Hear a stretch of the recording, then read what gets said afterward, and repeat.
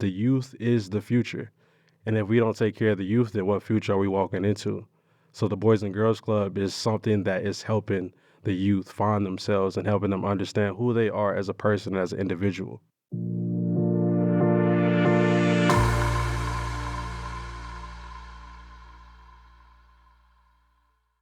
Hi, and welcome back to another episode of the Proud to Be LBUSD podcast. I'm your host, Angeli, and today I have Sharif with the Boys and Girls Club of Long Beach. Thank you so much for coming in. Why don't you start by introducing yourself? Thank you for having me. Thank you. It's a pleasure. My name is Sharif Shelton. I work at the Boys and Girls Club of Long Beach as the athletic coordinator. I've been there for roughly about 3 years, and it's just something beautiful for me. And it's a passion that's constantly growing. There's our ups and downs, but at the same time, I just push through it. That's good. Yeah. How did you get involved, and why would you say you're passionate about it?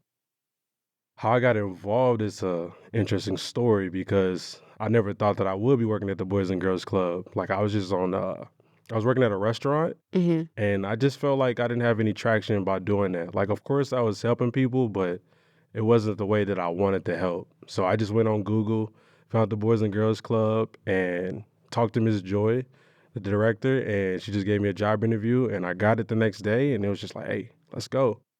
But ultimately, why I'm passionate about it is because it's a way for me to like my inner child. It's a way for me to heal that person.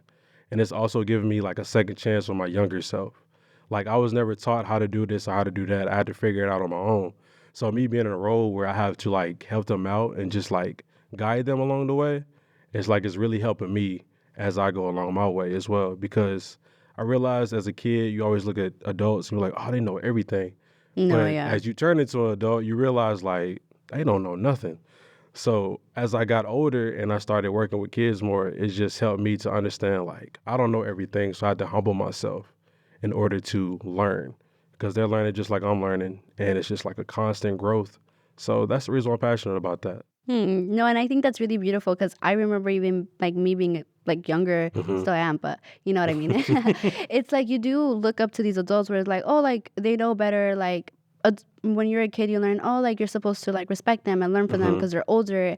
And then you're like, okay, yeah. Then you start looking up to them. And then once you get to that age, like you said, it's like, oh, wait, hold up. They don't know everything, you hmm know? But I think we got a little bit ahead of ourselves. Why don't you start by saying, what is Boys and Girls Club? The Boys and Girls Club is an organization that helps out kids in need. Basically, we help you exploit your dreams. When I say exploit, I don't mean in a bad way. I mean it as in a good way where if you have a talent, necessarily a hidden talent, we want you to focus in on that talent. Focus in on that talent and make it broader when it actually is. Like, we want you to feel welcome. We want you to feel a part of a family.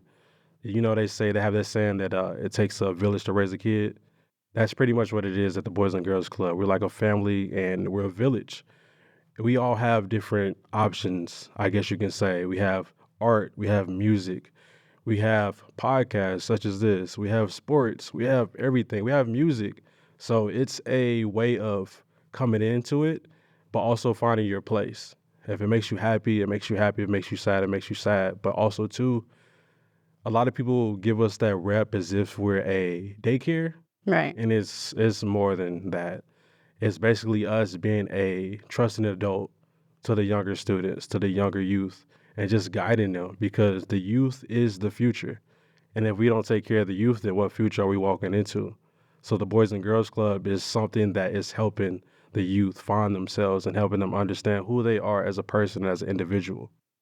I think that is really beautiful trying to help somebody who's like newer to the world, I guess you would say, hmm coming in and trying to find their place because I would say like at least there's not a lot of adults that kind of view it like that. I think a lot of adults view as kids as just being younger and I don't feel like student voice or youth voice isn't really heard Mm, as much from adults these days because hmm of the stigma of like, oh, I'm the adult or like you should listen to me. hmm So to hear like there's adults out there who actually want to help kids and actually like you said like are able to like be humble and be like, hey, you know what? We're learning together. It's a learning experience. You teach me and I teach you. exactly. And I think that having that, it's like helping these kids, especially when they're growing up to become young adults, that they can learn to advocate for themselves, that they don't Mm, have to like be there silent, scared of an adult because of what they might do to them. I if that makes see. sense. No, that makes sense because honestly, I'm not gonna lie, it gets very draining to give yourself to different individuals every day. But I'm realizing that it takes a lot of emotional intelligence in order to be with that person because whatever I'm going through, I can't let it affect our relationship. I can't let it affect our bond because the thing of it is that you're looking at me as, not necessarily a superior, Mhm. but as an trusting adult. So therefore, I have to put everything that's bothering me to the side in order for you to be okay.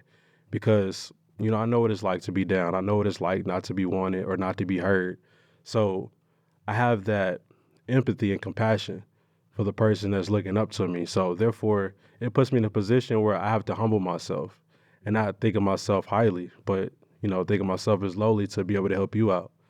And for the youth to be heard, I feel like it takes the older generation to come down a little bit and not necessarily put themselves up on a pedestal, but take themselves off that pedestal and come down to help the younger generation because like you said, the youth doesn't feel like they're being heard or being seen.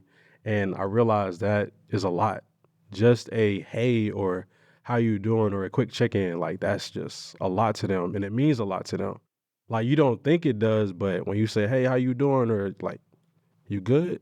And when they give you a response back, it makes me like, oh, they saw me. Oh, they care. Oh, they listened to what I had to say. And that goes a long way. Hmm. Hmm. No, I think that it is very true. Like, I know sometimes I be passing by, you're like, hey, like, how are you? And I do appreciate that because Hmm. it's like, even though it's such a small thing, it's the small things that matter, especially like to younger kids. Like, you don't come into a classroom. Not every teacher is asking you, like, not that they're supposed to. I mean, up to them, but like, I hear not you. everybody's like trying to check in with you, trying to see where you're at, trying to meet you and your needs. Because again, every different kid needs different needs. So I know that you were talking about how it can be a little draining. So what do you do to like kind of cope with that? Interesting question. Uh, I would say like my morning routine, I would just like work out, listen to music around the house, or I'll read a book or I'll write poetry. And when I come in, it's like everything that was draining me before, I kind of like leave it at the doorstep.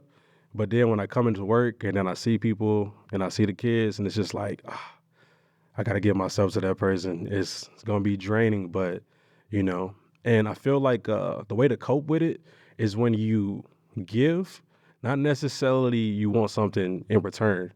Cause I don't look at relationships like that. I look at relationships as in what can I give to this relationship? What can I give to this person? And the way I cope with it is that I just love myself back, you know. As I water that plant, like I'm watering myself as well because you really can't look at other people as a way to fulfill yourself or validation. You have to look at yourself that way. So, in a sense, that's how I cope with everything. It's just I just love myself back because if I can love somebody else and it made their day feel better, I'm good. You feel me? Like it brings me joy to see somebody else happy, to see somebody else smile. Hmm. No, I think you're dropping a lot of key gems here. It's like, how can you help somebody else if you can't even help yourself? Psh, that's No? crazy. Yes. So I know we talked about some of the different programs that you have. Can you tell me about one like in specific that you guys are doing maybe right now? Mm, we have a basketball league that's going right now for the high schoolers, and we're getting ready to start a podcast coming up right now as well. We have STEM programs. We have Breast Club. We have Keystone. That's a leadership program for kids and teens. But the thing of it is like they're not just programs. They're programs where it takes the young individual and it helps them learn how to be a leader. Because the thing of it is about being a leader is you have to show by example and not just tell somebody. Because I'm more of a visual learner and a hands-on person. So if you tell me to do something, I'm gonna just be like, all right. But the thing of it is like you gotta show me what's going on, and that's pretty much what Keystone and Bridge Club is, and STEM programs are, and we have art too. I said that probably No, already, you huh? did. Tragic, but it's okay though. So where exactly are like the boys and girls clubs located? Are they only for elementary schools, high schools? Like what is it for? Interesting. So it's for K through 12th grade, and they're located all over America. But the thing of it is, we have sections where it's kindergarten through kindergarten, middle school through middle school, and high school through high school. So everybody's welcome. Mm. And what does a normal day being in the Boys and Girls Club look like? A normal day, Mhm. how can I say it? They're in an atmosphere of being themselves, where there's no drama, where everybody's just able to correlate with one another and be around each other. And we don't necessarily focus on trying to make somebody that they're not. So when people are themselves and it's authentic, then it's just beautiful. So a normal day is just, the kids coming up to you saying, how is your day? How you doing? Like they asking me how I'm doing. So it's just like, okay, I like that. And the days just run smoother when everything is just knit tight, when everybody is just making sure everybody's okay, making sure everybody's good. And honestly, it probably isn't a normal day at the Boys and Girls Club. So everything I just said, it's true, Right. but there probably isn't a normal day at the Boys and Girls Club. It's something new every day. So I can't expect it to be normal when I walk in. I have to be like, all right, I don't know what's about to happen today, but I'm gonna just be on my toes for it, ready for it.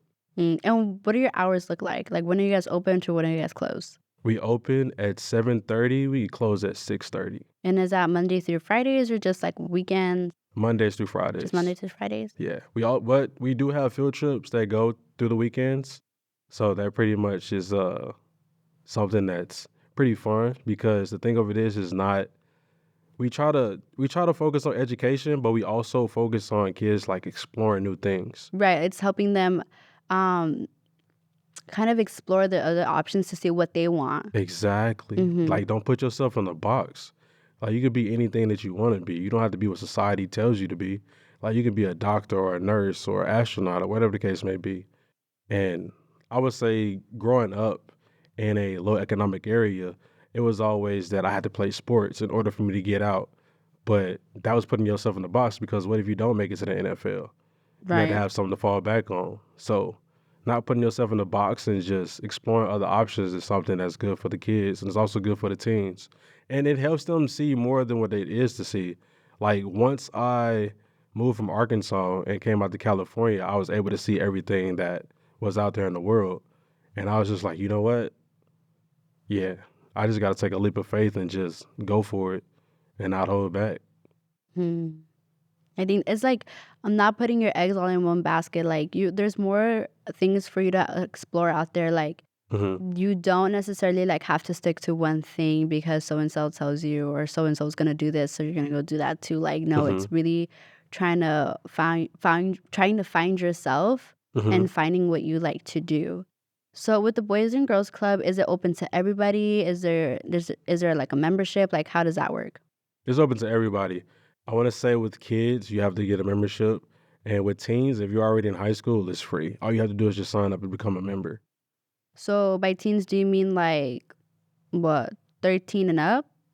Or Middle school to high school. okay, okay, Hmm. okay. Because I'm like, okay about that. So, what other resources do you guys have available to the Boys and Girls Club? Elaborate. Um, I know you did mention some of the other programs. I'm saying like, do you guys partner up with like other Boys and Girls clubs to like collab? Do you guys partner up with like other like teen centers? I see what you're saying. So we have a D2D program, which is diplomas to degrees, and it helps kids get ready for college. It also helps them get ready for like FAFSA, college exams and everything that they need to really hone in on that they don't really pay attention to in high school. Because I remember growing up, I wasn't thinking about going to college. I was just thinking about I'm just ready to graduate. So we have D2D, and we also partner with other Boys and Girls Club, and we come together as a squad and as a team and as a family and we help our kids because we raise money for scholarships. And I want to say last year we was able to raise up a lot of money for a lot of scholarships for teens that were graduating, and we're gonna continue to keep doing that as well. Yeah. That's what I mean. Sorry, I didn't mean to elaborate, but No, you good? I think that's pretty cool because it's like again having that sense of community and having like oh like the kids have somewhere to go to or like probably like they're looking forward to like oh maybe school's not their favorite subject but then they get to Hmm. the Boys and Girls Club and they're like oh yay like I get to see Sharif or I get to see some of the other members that work there and like I get Hmm. to have fun and play because I remember as a kid my favorite thing was playing. Mm. That recess time was mine. Uh huh. On me. No, I hear you on that. Right? Hmm. Besides the kids, what is your favorite thing about working there? my favorite thing about working there. I want to say that the people that I work with, it's uh it's a very challenging thing to try to help everybody, but when you get to that spot where it's just like, you know what? I can't save everybody. When you get to that spot, you're able to be free because when I look at my coworkers, I'm able to be like, all right, I got them to lean on, and the kids also got them to lean on. So it's also being able to work with my coworkers and just being around them. Like it's funny because we have our own certain ways of communicating with each other. Like we may joke around, but then also it comes to times where it's time for business, where we sit there and we have like collective conversations with each other on like, all right, how can we do this better? What we did wrong, and next time let's come together as a team and also talk about what way can we do this in order for it to be a success. Not necessarily saying it's a failure, but it's like it was good, but it could be better.